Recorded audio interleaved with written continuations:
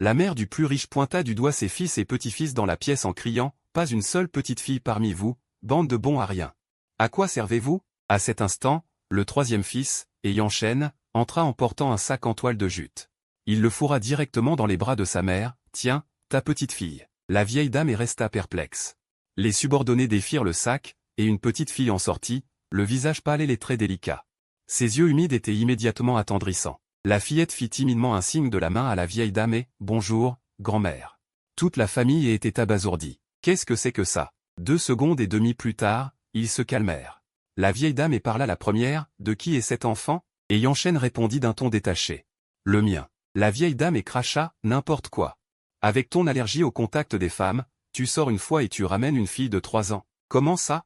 Tu as fait un voyage dans le temps? Tu l'as engendrée? Tes glaçons peuvent-ils donner naissance à une fille aussi douce et adorable? » Et Yanchen se frotta le front, résigné. « Ça suffit, arrêtez de vous moquer. Je vais vous le dire. Je l'ai trouvée devant le poste de police. À ce moment-là, la police s'apprêtait à l'envoyer à l'orphelinat. Je l'ai donc ramenée. J'ai appris par la police que sa mère, Luosu, s'était suicidée. La police a contacté son père et son oncle, mais personne n'a voulu la reconnaître. En entendant le nom, Luosu, tous montrèrent de la surprise. Ils se rappelèrent soudain un scandale de 3 ans plus tôt. On disait que Luosu, élevé pendant 18 ans par les Luo, avait en réalité été échangé à la naissance. Lorsque la vraie fille revint, elle donna à cette dernière le fiancé originel, Fuisheng. Mais Luosu refusa et provoqua de nombreux problèmes. Finalement, elle drogua Fuisheng et appela des journalistes pour tenter de le forcer au mariage. Ce geste mit Fuisheng et la famille Luo en colère. Sur le champ, les 2 familles rompirent tout lien avec Luosu et la chassèrent. On n'eut plus jamais de ses nouvelles depuis. Si cet enfant était vraiment de Luosu, alors les familles Luo et Fu ne voudraient probablement pas. La vieille dame se tourna. Elle regarda la petite fille timide, les mains serrées, le visage tendu. Son cœur se serra, submergé par une peine immense. Les rancunes des adultes. Mais l'enfant est innocente. Elle s'avança rapidement, la serrant doucement dans ses bras. Elle lui caressa la tête. « Mon trésor, n'aie pas peur. Désormais, ici est ta maison. Je suis ta grand-mère. » En disant cela, elle prit la main de Nian Nian. À cet âge, les enfants devraient être potelés, mais elle ne sentit que des os. Sa peine s'accrut encore. Elle avala sa salive, puis caressa la tête de la fillette. « Mange vite. » Nian Nian goûta avec hésitation une bouchée de légumes verts sautés ordinaires. Ses yeux s'illuminèrent soudain, comme si elle goûtait un mets divin. La vieille dame en eut le cœur serré. Elle lui servit sans cesse des plats. « Si c'est bon, mange plus. » Ce fut le meilleur et le plus copieux repas de Nian Nian. Elle ne put s'empêcher de rôter, son petit visage rougit aussitôt, et elle couvrit sa bouche avec ses mains, nerveuse. Cela fit sourire tout le monde. Sentant la bienveillance qui émanait d'eux, Nian Nian rit aussi. Son rire était un peu naïf. Et Yanchen leva paresseusement les yeux pour jeter un coup d'œil, ses sourcils tranchants esquissant un sourire. Comme s'il était de bonne humeur. Puis, voyant le t-shirt usé et déchiré de l'enfant, il passa un appel. Moins d'une demi-heure plus tard, toutes les grandes marques arrivèrent avec leur dernière collection pour enfants. Et Yanchen dit négligemment. « Tu veux quoi? Choisis. » Nian Nian n'avait jamais vu autant de vêtements neufs. Et ils avaient l'air très chers. Elle regarda Yanchen, mal à l'aise. Et Yanchen releva le menton. « Tu n'aimes pas? Alors on change. » D'un simple mot, plusieurs autres marques arrivèrent. Le salon ressemblait à une boutique de vêtements. Nian Nian ouvrit la bouche, incrédule. Elle était complètement perdue. « Tu n'aimes toujours pas? Alors ?» Voyant cela, Nian Nian s'empressa de l'arrêter. « J'aime, j'adore. Alors choisis. » Nian Nian tourna dans la boutique, puis montra un vêtement très simple, apparemment le moins cher. « Celui-ci, ça va. » Et Yanchen jeta un coup d'œil distrait et hocha la tête. « D'accord. » Puis il dit à ses subordonnés, « Gardez aussi tous les autres vêtements. » Sa voix portait une détermination inébranlable. Nian Nian avala le refus qui lui montait aux lèvres. Elle fit la grimace, ne comprenant pas la situation.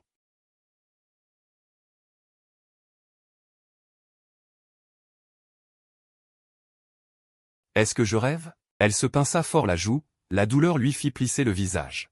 Ça fait mal, ce n'est pas un rêve. Le soir, Yanchen sortit pour boire de l'eau.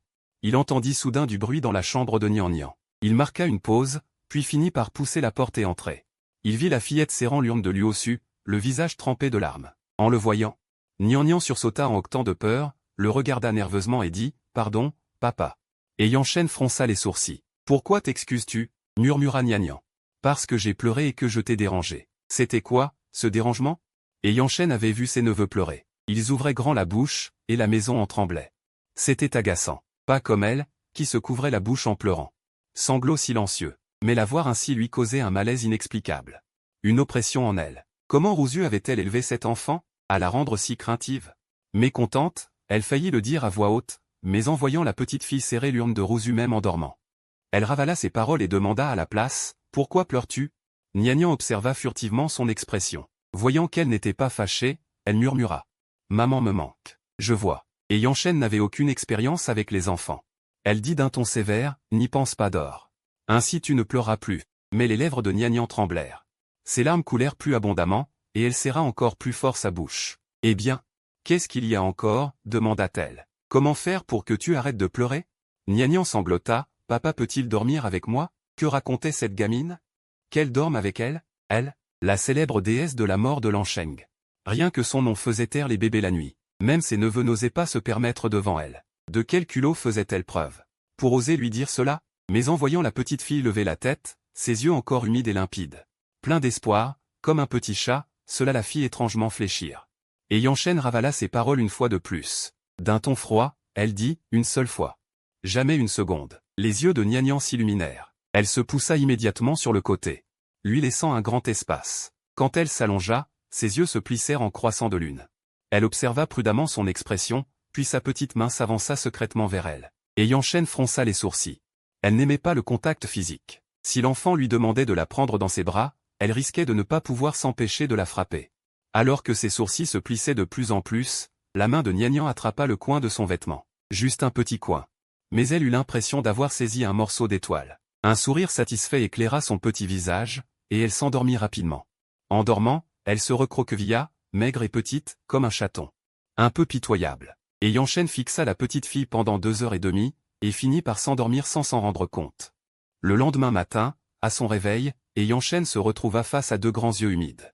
En la voyant éveillée, une lueur de surprise traversa le regard de Nianian. « Bonjour, papa. » Et Yanchen resta un instant figé, puis se souvint qu'elle avait ramené un enfant de la rue la veille.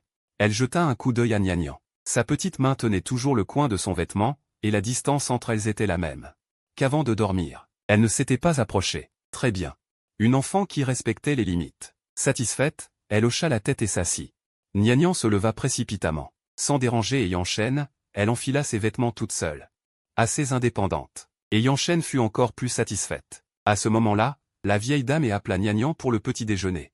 Evie et Yanchen sortirent de la chambre de Nianian, tandis que Nianian, telle une petite ombre, la suivait sans qu'elle la chasse. Un sourire apparut sur son visage. Pas mal, cette glacière a un peu de cœur. À table? Nianian salua poliment chacun. Sa voix douce et enfantine réchauffa le cœur de tous. Alors, la vieille dame demanda à Nianian, « Mon trésor, ta mère t'a-t-elle laissé quelque chose? Ses cendres doivent être enterrées, elle n'est plus là. Si elle a pu te laisser un souvenir, ce serait bien. » À cette question, les yeux de Nianian s'illuminèrent. Elle acquiesça timidement, puis poussa un long soupir de soulagement. Cela serra encore plus le cœur des autres. Puis la vieille dame se tourna vers Yanchen, « Accompagne le trésor. » Et Yanchen fronça les sourcils, mais en voyant Nianian retenir son souffle, l'attendant avec espoir. Comme si elle allait s'étouffer si elle ne répondait pas, cela lui parut étrangement drôle. Bon, d'accord. En l'entendant accepter, Nianian expira enfin. « Merci, papa. Vous êtes vraiment une bonne personne. » En entendant « bonne personne », les expressions autour de la table varièrent. Elle parlait probablement de la réputation de Yanchen, qui allait du sud au nord de la ville. Et Yansheng, que même les démons évitent, affichait un visage impassible, « Je vous avais bien dit que j'étais une bonne personne. » Mais personne ne la croyait. Seul un enfant pur voyait clair. Tous les regards la condamnaient avec mépris. Sans vergogne. Après le repas, Yansheng emmena Nianian dans le village urbain où elle avait vécu. Au 3e étage, Nianian entendit une voix malfaisante, ainsi que le bruit d'objets projetés au sol. Nianian reconnut la voix de l'ancien propriétaire et son visage changea soudain. Ses petites jambes accélérèrent, grimpant rapidement. Elle vit les affaires éparpillées par terre. Elle s'énerva aussitôt, « Ne jetez pas les affaires de ma mère. Tiens, te voilà aussi. Ta mère est morte dans cette maison, je ne vous ai même pas réclamé de dédommagement. Et tu oses revenir? Parfait. Cette salope de ta mère me doit de l'argent. Tu vas rembourser à sa place. » Nianian ne réagit pas quand elle l'appela « petit bâtard ». Mais en l'entendant traiter lui au-dessus de « salope », elle explosa. Comme une petite bombe, elle se jeta sur elle. Elle la poussa de toutes ses forces, les yeux rouges de colère, « N'insulte pas ma mère. Ma mère n'est pas une salope, c'est toi. C'est toi qui voulais toucher maman. Maman t'a repoussé, alors tu l'as insultée. Tu n'es qu'une mauvaise personne. » La propriétaire, furieuse et humiliée, leva le pied pour donner un coup de pied à Nianian. « Je vais te tuer, gamine. » Nianian vit ce grand pied se diriger vers elle. Terrifiée, elle ferma les yeux d'instinct, s'attendant à la douleur. Mais avant que le pied ne l'atteigne, une jambe longue et puissante la devança et projeta la propriétaire à 2,5 mètres. « Qui t'a donné le droit de toucher à ma fille ?» La propriétaire sentit ses organes se déplacer. Elle leva la tête avec difficulté. La vue de Yansheng la fit presque se pisser dessus de peur. « Et Yansheng, qu'est-ce qu'elle fait ici ?» Et Yansheng jeta un coup d'œil à Nianian, figée comme une statue. « Va chercher tes affaires d'abord. » Quand Nianian entra, elle ferma la porte d'un coup sec, un bruit qui résonna comme un coup au cœur de la propriétaire. Et Yansheng dit d'une voix calme, « Je vais te frapper. Couvre-toi la bouche toi-même. Ne fais pas peur à ma fille. Si tu cries une fois, je t'arrache la langue. Si tu cries 2 fois, je te tue. Compris ? Démon, démon. » Quand Nianian sortit avec ses affaires, il n'y avait plus trace de la propriétaire dans le couloir. Curieuse, elle demanda, « Papa, où est la méchante propriétaire ?» Et Yansheng essuya lentement ses mains avec un mouchoir. Elle a dit qu'elle avait faim, elle est rentrée manger un repas de fête. Nianian la regarda, perplexe. « Tu as pris tout ce qu'il fallait ?» Et Yansheng la scruta. Nianian acquiesça et lui montra une photo froissée. C'était la seule photo de Luo Su dans cette maison. Et Yansheng ne dit rien. Elle leva les yeux et observa l'appartement, très vieux, très délabré. Très froid, presque rien à l'intérieur. Ce qu'il y avait semblait être des rebuts. Par terre traînait un bol cassé contenant quelques légumes pourris. Elle ne put s'empêcher de caresser doucement la tête de l'enfant, en murmurant « Nianian ne reviendra jamais dans cet endroit ». Elle prit la petite fille dans ses bras et partit. En chemin, et Yansheng avait d'abord prévu de la ramener à la maison, mais son assistant l'appela pour une urgence au bureau. Elle emmena donc Nianian à son bureau, lui recommanda de rester là sans bouger, puis se rendit précipitamment à la salle de réunion. Nianian, sage comme une image, resta immobile sur le canapé, telle une poupée de porcelaine délicate. Soudain, un bruit sourd retentit de la salle de réunion. Nianian sursauta et regarda instinctivement. Inquiète pour Yansheng, elle voulut aller voir, mais entendit le clivia sur le rebord de la fenêtre agiter ses feuilles. Et dire « Eh, le projet sur lequel on travaille depuis plus de 6 mois. Une taupe s'est infiltrée, elle a divulgué toutes nos technologies clés. L'autre camp a lancé le produit avant nous. Tout cet argent va partir en fumée. Et devine qui est la taupe, la personne en qui elle avait le plus confiance. Quoi, il y a un espion dans l'entreprise de papa ?» Nianian dressa l'oreille. Elle s'approcha de la fenêtre et versa doucement de l'eau sur la plante. Les feuilles du clivia s'étirèrent confortablement. « Cette petite fille est vraiment jolie. » Nianian esquissa un sourire. « Toi aussi, sœur Orchidée, tu es belle. » À ces mots, le clivia marqua une pause, puis se mit à frétiller frénétiquement. « Petite, tu m'entends parler ?» Nianian hocha doucement la tête. Quand Yansheng entra, elle vit la fillette. Blottie contre un pot de fleurs, marmonnant, des traces de larmes sur son visage, les petits poings serrés avec colère. En voyant ce petit bout, son humeur s'éclaira soudain. Elle s'approcha et lui pinça la joue.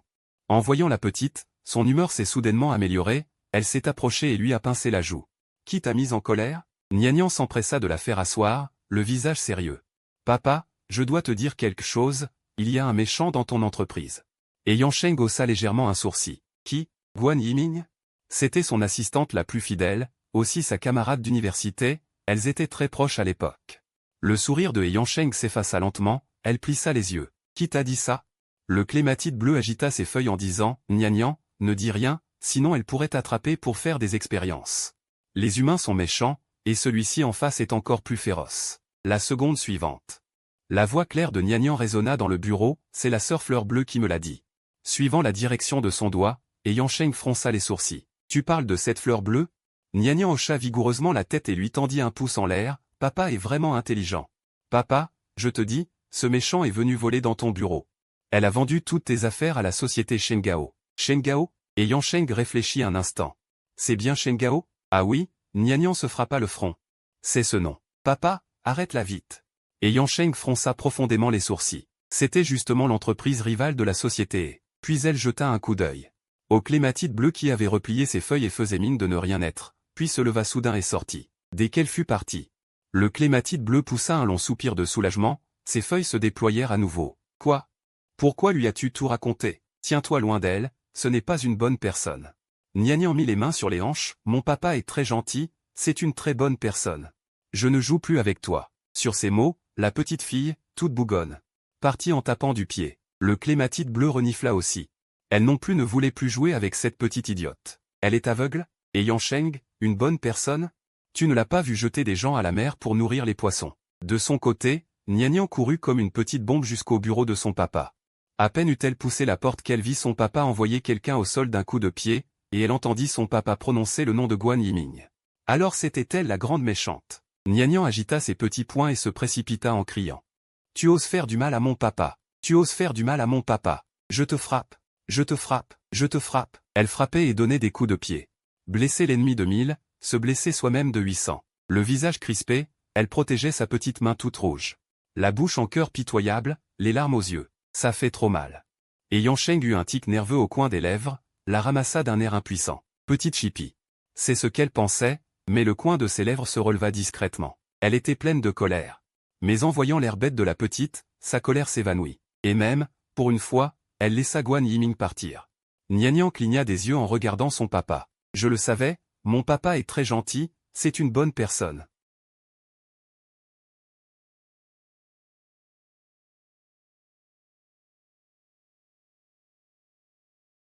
Où trouver quelqu'un d'aussi gentil qu'elle? Nulle part. Ensuite, Yansheng emmena Nian au centre commercial. Car ce jour-là, elle n'avait pensé qu'à acheter des vêtements pour Nian, oubliant les chaussures. La petite portait encore les chaussures hommes de Yansheng. Mais à peine arrivée au magasin de chaussures, Nian tira Yansheng pour sortir. « Papa. Tout ici est trop cher, le moins cher coûte plusieurs milliers, c'est vraiment effrayant. Plusieurs milliers, cela suffirait à ma maman et moi pour vivre plusieurs mois. » Et Yansheng pinça la petite joue de Nian. « Sais-tu combien je gagne en une minute ?» Nian la regarda, l'air perdu, puis Yansheng la reprit dans ses bras et la ramena dans le magasin. Elle dit ensuite à la vendeuse. « Apportez toutes les pointures qu'elle peut porter, je prends tout. » Nian ouvrit la bouche, stupéfaite. Comptant sur ses doigts. « Ça coûte combien? Papa est parfait. Sauf qu'il dépense trop. » Et Yansheng observa avec amusement ses petites mimiques, trouvant soudain que s'occuper d'un enfant était plutôt amusant. En sortant du magasin, Nian, joyeuse, marchait la tête baissée, sans remarquer quelqu'un entrer par la porte. Elle heurta la personne et s'empressa de dire « Désolé ». La petite fille heurtée fronça les sourcils et donna un coup de pied à Nian. « T'es aveugle ?» Son geste fut si rapide que Yansheng n'eut pas le temps de réagir, Nian tomba par terre. Nian grimaça de douleur et leva les yeux, apercevant soudain un visage élégant à côté. Très familier. Instinctivement, ses lèvres remuèrent silencieusement, formant deux mots. « Papa ». Et Yansheng arriva et donna un coup de pied à la petite fille qui avait frappé Nian. Fuisheng regarda Yansheng d'un ton froid, « Directeur, qu'est-ce que ça signifie, tu es aveugle ?» On ne dirait pas qu'il s'agit d'une vengeance. Fuisheng en resta quoi, mais n'osa pas contredire ce petit diable. Son humeur devint incontrôlable, un peu irritable. Ce n'est qu'une querelle d'enfant, non? La présidente et s'en prend à un enfant. N'est-ce pas un peu excessif? Et Yansheng se caressa le menton, trouvant que cela avait du sens.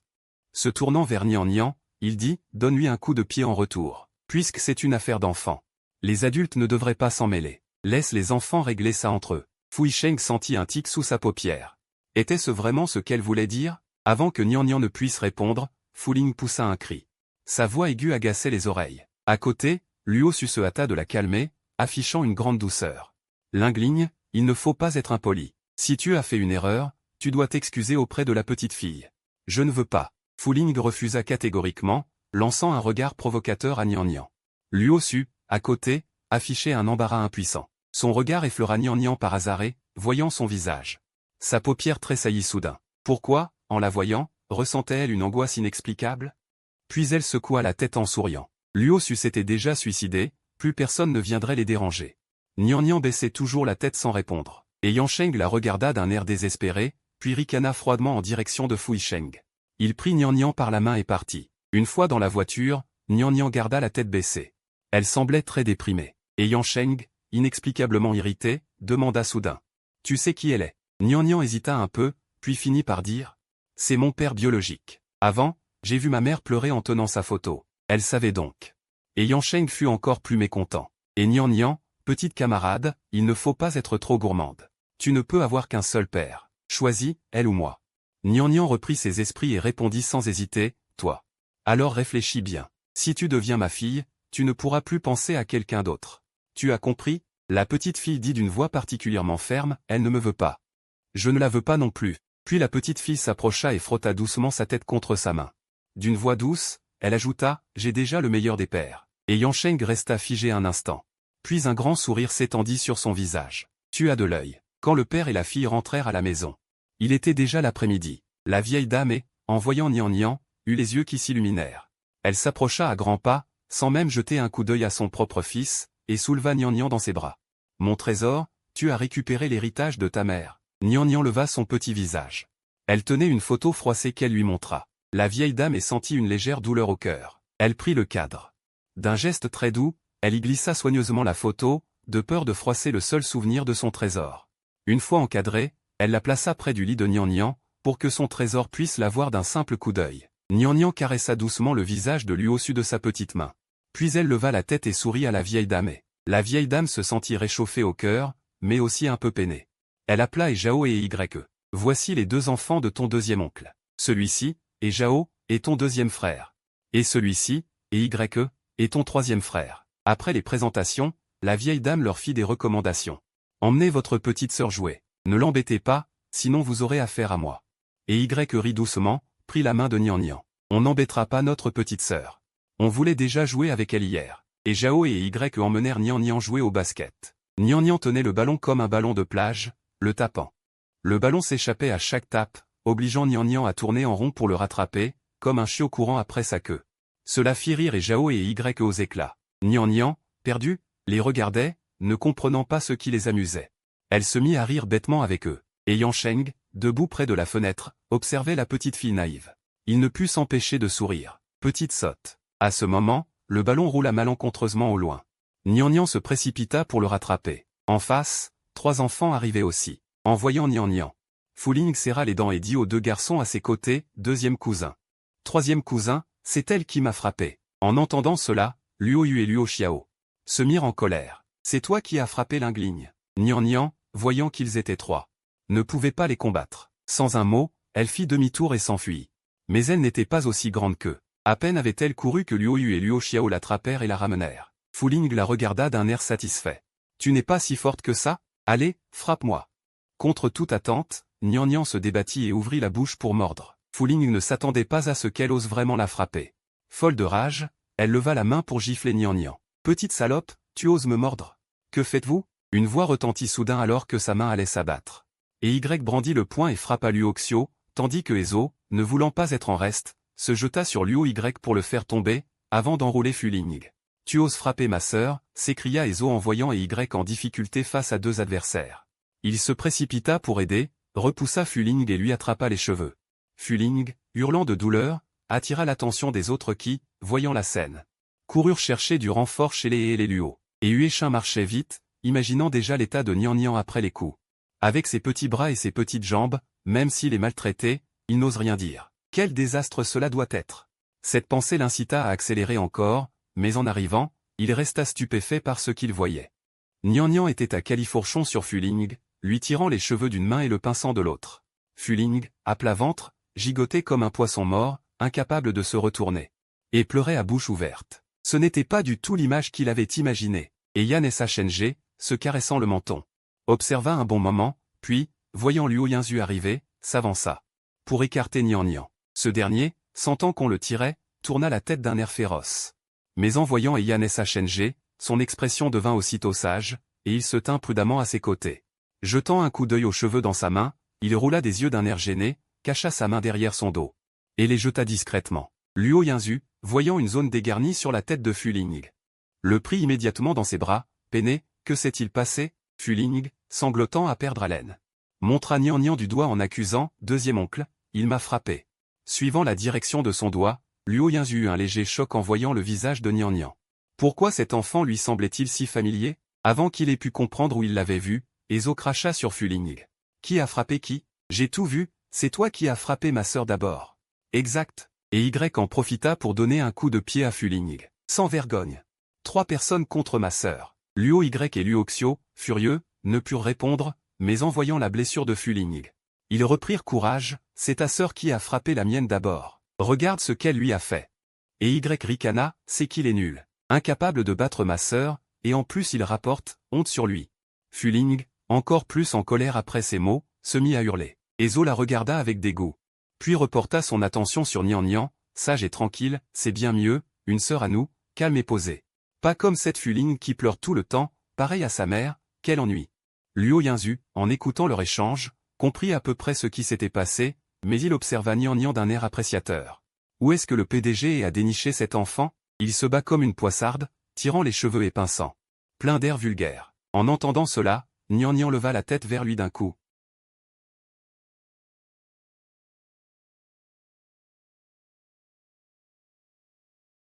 Craignant qu'elle aussi ne le méprise. Et Yan et Sachenge, voyant la petite fille inquiète, dit soudain, bien joué. Les yeux de Nian s'illuminèrent, elle redressa la tête vers elle. Et Yan et Sachenge en profita pour lui pincer la joue. Désormais, si quelqu'un ose te frapper, rends-lui l'appareil. Pour le reste, je m'en occupe. Nian cligna des yeux, son regard s'embrasant. Et elle redressa inconsciemment le dos. Devant cette scène, Luo Ying eut ressenti une gêne inexplicable. Mais sachant qu'il avait tort dans cette histoire, il serra Fuling contre lui et tourna les talons, le front plissé. Luo Ying et Luoxio appelèrent « Papa », mais elle ne se retourna pas et Y leur montra le poing. « Vous voulez continuer ?» Les deux, la rage au cœur, ne purent dire un mot et s'enfuirent à la hâte. Des moins que rien. Et Zorikana aussi. De retour à la maison. Et Loefren, les voyant tout sales, sursauta « Qu'est-ce qui s'est passé ?» Les petits singes, muets de peur, n'osaient parler, redoutant des réprimandes. Mais Yan et Sachenge, d'habitude peu bavardes sur les affaires familiales, prit la parole. Ils se sont battus avec les petits morveux des Luo et des Fu. Et Y ajouta à voix basse, c'est eux qui ont frappé la petite sœur d'abord. Nous avons juste répondu. Se battre? Et Loefron fut surprise. Et laissa échapper, qui a gagné? Nian cligna des yeux. Étonnée, ne devrait-elle pas d'abord les gronder? Normalement oui. Mais comme les enfants battus étaient ceux des Luo et des Fu, et Loefron approuva, ils l'ont bien mérité, eux qui ont osé embêter notre Nian. C'est bien fait. Et Yan et Sachenge ajouta, elle a arraché une touffe de cheveux à Fuling. Et Loefron, encore plus ravi, serra Nian dans ses bras et l'embrassa à pleine joue, quel trésor, ma petite.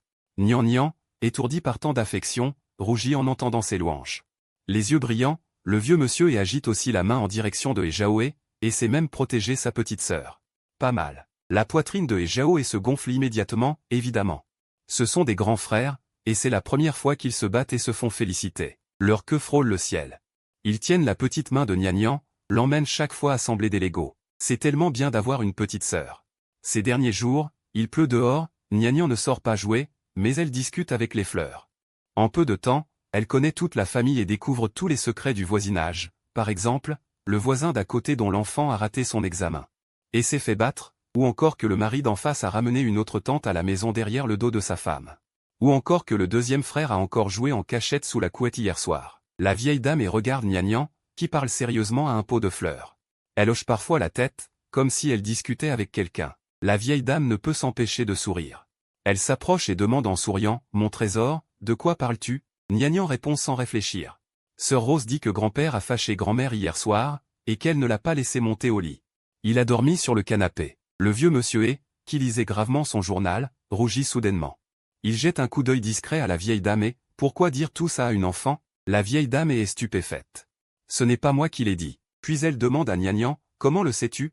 Nian cligne des yeux, lève la fleur dans sa main, c'est Sœur Rose qui l'a dit.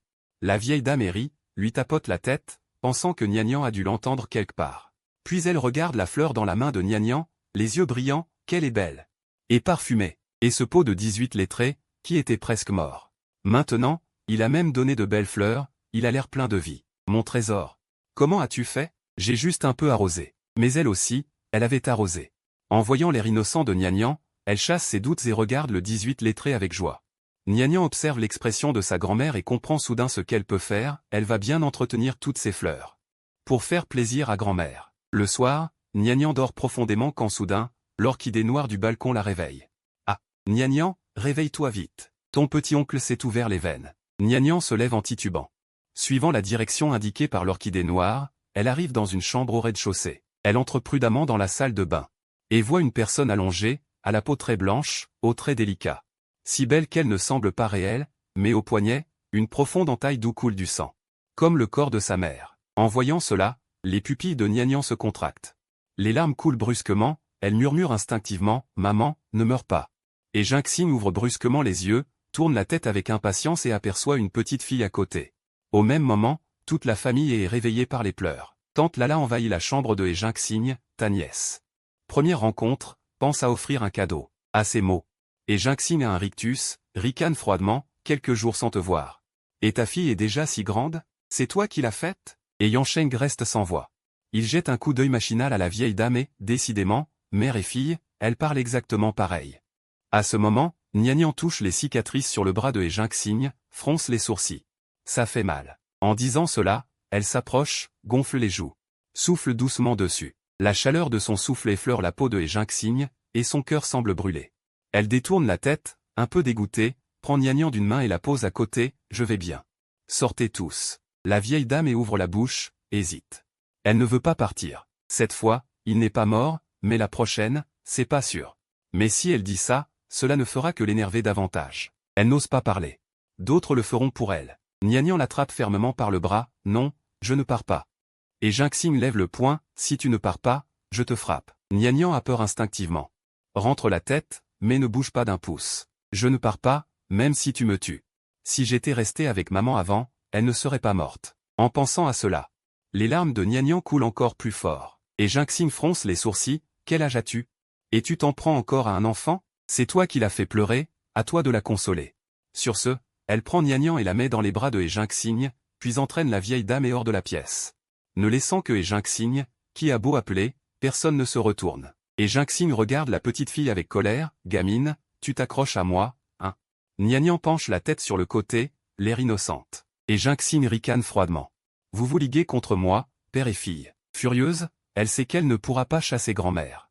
Elle ferme les yeux, ne voit plus rien, et finit par s'endormir sans même s'en rendre compte. Le lendemain, dès qu'elle ouvre les yeux, elle tombe sur deux yeux cernés comme un panda. Elle reste interdite, pensant. « Tu n'as pas dormi de la nuit ?» Nianian se pince violemment le bras, pas sommeil. Et Jinxing jette un coup d'œil à son bras, déjà couvert de marques de pinçons. Elle s'apprête à la taquiner. Mais les mots restent bloqués dans sa gorge. La vieille dame frappe à la porte, les appelant à manger. « Je ne mange pas », elle n'a pas fini sa phrase.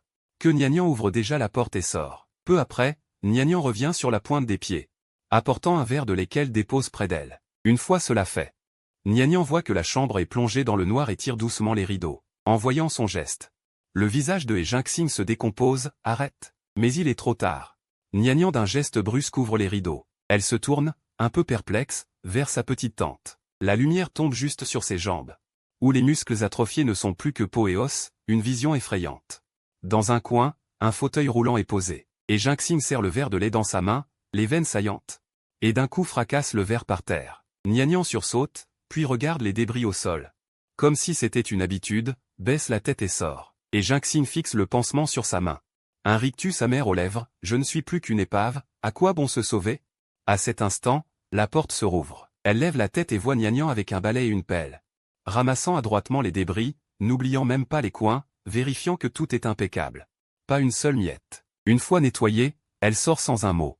Avant, quand sa mère buvait et cassait des bouteilles, c'était pareil. Dans ces moments-là, elle veut juste être seule. Elle ne veut pas la voir. Devant la porte, la vieille dame soupire doucement, « Ma puce, tu t'es donné du mal. Va vite dormir. » Nianian lui sourit, « Grand-mère, n'aie pas peur. Si tonton a un problème, je le saurai. Je viens de déposer secrètement une rose près de son lit, s'il arrive quelque chose. Elle m'appellera. » De retour dans sa chambre, Nianian ne dort pas non plus. Elle demande au Chlorophytum. « Sœur Chlorophytum, qu'est-il arrivé aux jambes de tonton ?» En entendant cela, Chlorophytum soupire, elle aussi est une ancienne de la famille. Ta petite tante était inspectrice de police criminelle. Elle résolvait souvent des affaires. Une fois, elle a conclu qu'un meurtre était un suicide. Mais son rapport a été dénoncé comme erroné, accusé d'avoir reçu de l'argent du meurtrier. La famille de la victime, furieuse, l'a renversée en voiture. Sa vie a été sauvée, mais ses jambes sont perdues. Elle était si fière autrefois, elle n'a pas supporté cette chute et a sombré dans une grave dépression. Aujourd'hui, c'était sa 5e tentative de suicide. Nianian écoute, perplexe, comment est-ce possible? La famille est si riche, tonton n'a pas besoin d'argent des autres. Mais quand cette affaire a éclaté, sa propre entreprise traversait une rupture de trésorerie, alors tu vois le tableau. Nianian ne comprend pas. Elle dit seulement, tonton ne ferait jamais de mal. Pourtant, ta petite tante, c'est une vraie radine, non seulement radine mais aussi avare, depuis l'enfance elle tient plus à l'argent qu'à sa vie. Petite, pour le nouvel an, pour avoir de l'argent de poche, elle a fait le tour de tout le quartier en s'agenouillant. Au point que la vieille dame ne voulait plus la reconnaître. Devenue adulte, son avarice l'a gardée célibataire jusqu'à aujourd'hui, gâchant un visage d'ange. En écoutant cela, Nianian ne peut s'empêcher de dire « Waouh ». Ses yeux s'illuminent soudain, alors tonton aime l'argent, c'est simple. Sur ces mots, elle court dehors. Chlorophytum, en plein délire, reste perplexe devant la silhouette de Nianian qui s'éloigne. Quand elle revient, Nian traîne un sac en toile rempli de bouteilles en plastique vides. Accompagné des frères et Zhao, qui l'aident à le tirer. Et Jinxing, réveillé par le bruit de ferraille. Regarde par la fente du rideau, un peu perdu, est-ce que la famille est fait faillite? Pourquoi des gosses ramassent-ils des détritus? Elle se sent curieuse malgré elle, tape quelques touches sur son téléphone, et fait apparaître les images de surveillance. De tout leur trajet, elle voit les enfants ramasser toutes les bouteilles et boîtes dans la résidence. Puis les traîner jusqu'à une décharge, les échanger contre de l'argent. Et revenir tout joyeux. Peu après, sa porte s'ouvre, et aussitôt. Une petite tête passe par l'entrebâillement, s'approche à pas de l'eau du lit, « Tonton, tu es réveillé. » En sortant de sa poche les 9 yuan et 80 centimes comme un trésor, il les lui tendit, « Petit oncle. C'est l'argent que mon frère et moi avons gagné aujourd'hui. Je te l'offre. Tu es un peu plus heureux maintenant ?» Et Jinxing resta figé, c'était donc pour lui? Le voyant silencieux, Nian glissa l'argent dans sa main et, les joues dans ses paumes, dit. Sœur Molan dit que petit oncle est un grippe-sous, qu'il adore l'argent. À partir d'aujourd'hui, je ramasserai des bouteilles et des cartons tous les jours. Quand je serai grand, je pourrai gagner encore plus d'argent pour toi, petit oncle. Est-ce que tu te sens un tout petit peu plus content? Juste un tout petit peu, il n'est pas gourmand. Et Jinxing ne parvenait pas à définir ce qu'il ressentait. Il regarda Nian en silence, le cœur engourdi, mais une sensation d'acidité et de gonflement l'envahit. Il tourna brusquement la tête, puis, réalisant quelque chose, lui lança soudain un regard noir. Un léger sourire semblant flotter sur ses lèvres, qui a dit que j'étais un grippe-sous? Dehors. Depuis quand avait-on fait entrer une certaine Molan à la maison pour salir sa réputation? Il le chassa à nouveau. L'expression de Nian se figea, une lueur de déception traversa ses yeux. Il sortit en silence. Et Jinxing ouvrit la bouche, mais ne sut quoi dire. Une pointe d'agacement perça dans son regard. De son côté, Yanshen était en train de travailler quand un courriel arriva soudain sur son téléphone. C'était un programme. Le contenu du programme concernait un robot qu'il était en train d'optimiser, presque parfait. En voyant qui était l'expéditeur, il envoya un message, « Qu'est-ce que ça signifie ?» Et Jinxing, seul face à son trouble, « Tu crois que j'ai des comptes à rendre à vos femmes ?» Qu'est-ce que ça voulait dire? Est-ce que ça avait un rapport avec Nian? Après le petit déjeuner, Yanshen vit Nian tirer et Zhao et Y pour sortir. Sans poser de questions, il les suivit en silence et vit les 3 enfants en train de découper des déchets. Que faisait-il? Et Yanshen, incapable de se retenir, s'avança. Il souleva d'une seule main sa petite fille qui découpait une bouteille. Son corps se retrouva soudain en l'air. Nian sursauta. Levant la tête, il aperçut Yanshen, et un sourire sage illumina aussitôt son petit visage, « Papa. » Et Yanshen hocha distraitement la tête et demanda, « Qu'est-ce que vous faites là? Vous découpez des déchets pour les vendre ?» Son beau visage affichait une expression militaire. Découper des déchets. Nian hocha vigoureusement la tête. Oui, oui. Sœur Molan dit que petit oncle aime l'argent. Je voulais gagner un peu d'argent pour rendre petit oncle heureux. Mais hier, quand je lui ai donné de l'argent, il n'avait pas l'air très content, dit-il en baissant la tête. Il renifla, l'air pitoyable, mais très vite il releva le visage. C'est sûr que j'ai gagné trop peu. Quand j'aurai plus, petit oncle pourra sourire. Le regard de Yanshen se fit complexe, juste pour ça, Nian acquiesça.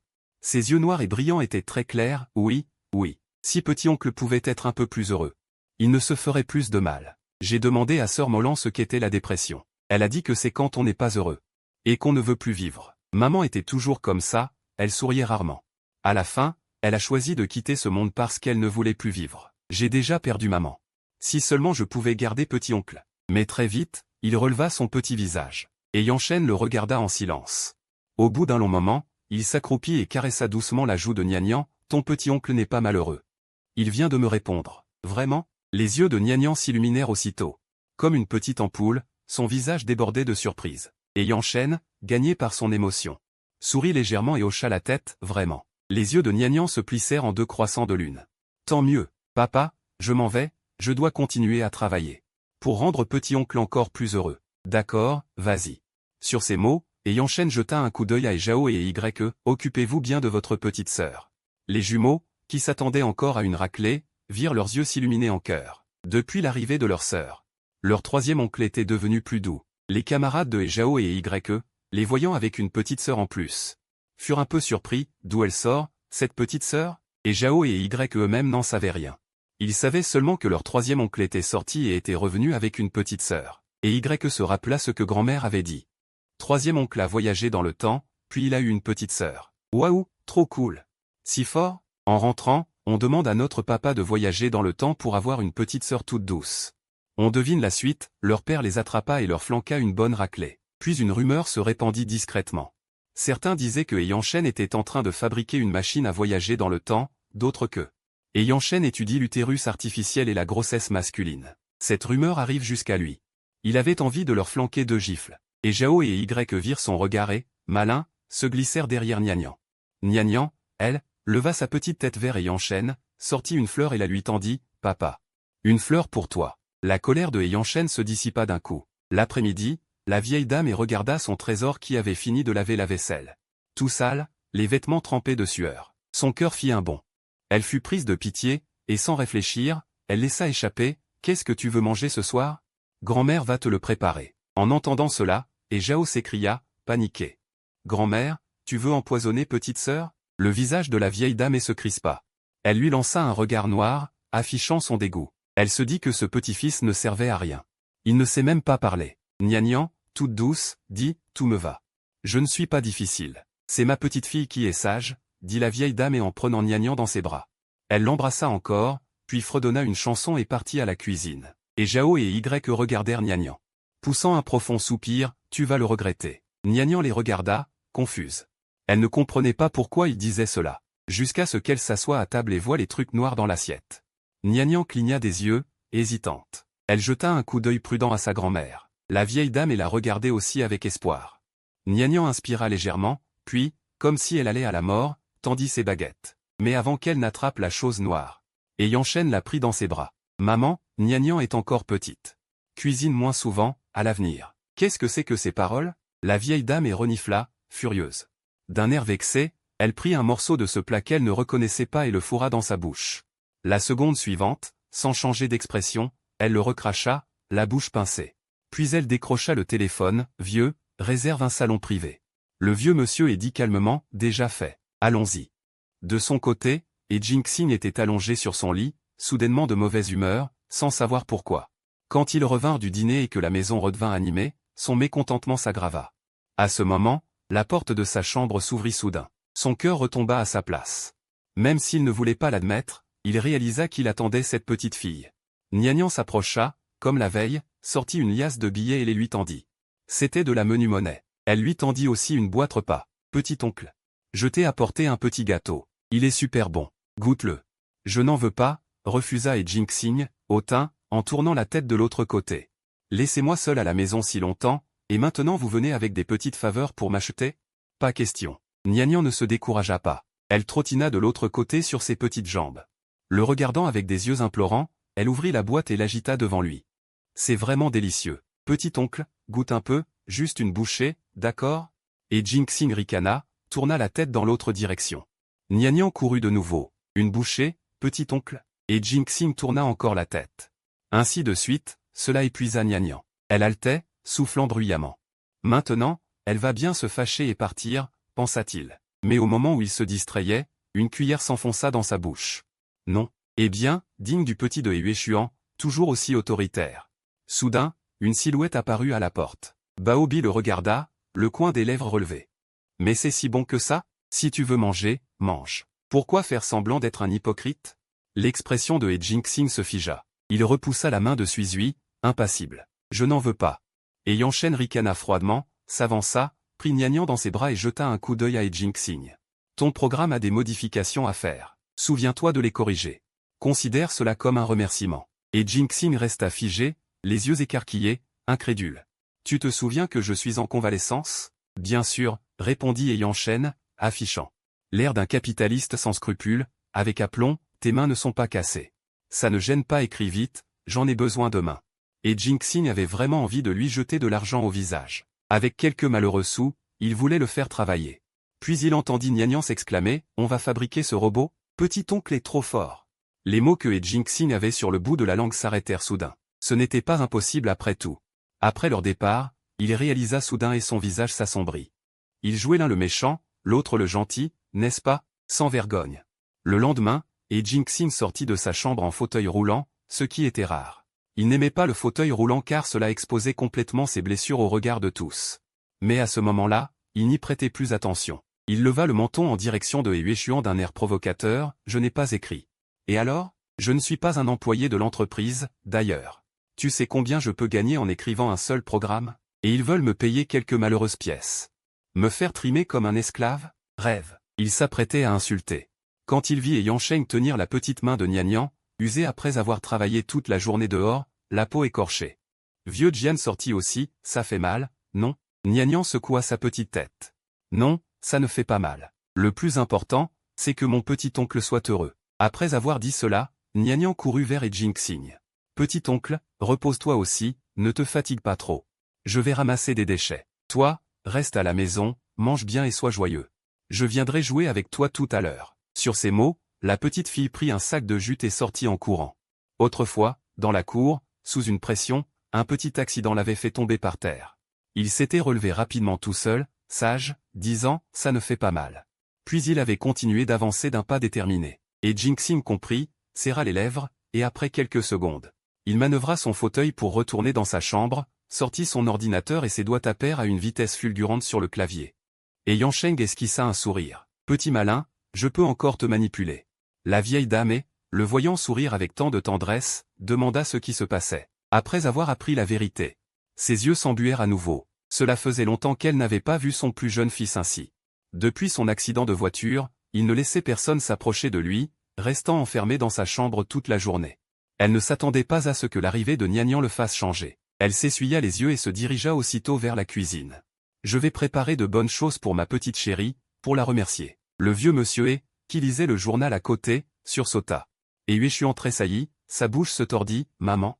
Est-ce que c'est ainsi que tu rends le bien pour le mal ?» Mais la vieille dame, un peu gênée, ajouta d'un ton plus doux, « Je vais juste regarder à côté, donner des ordres. Ce vaurien, il ne me fait même pas d'honneur. Les petites filles toutes douces sont bien mieux. » 1 heure plus tard, Yansheng ramena Nian. Et Jingxing avait également fini d'écrire son programme.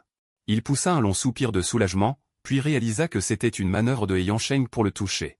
Il décida fermement qu'il ne se ferait plus avoir à l'avenir. Le soir, Nian apporta de l'argent entre ses mains et le lui tendit, les yeux rouges, comme si elle avait pleuré. Voyant cela, Jingxing demanda négligemment, « Pourquoi pleures-tu »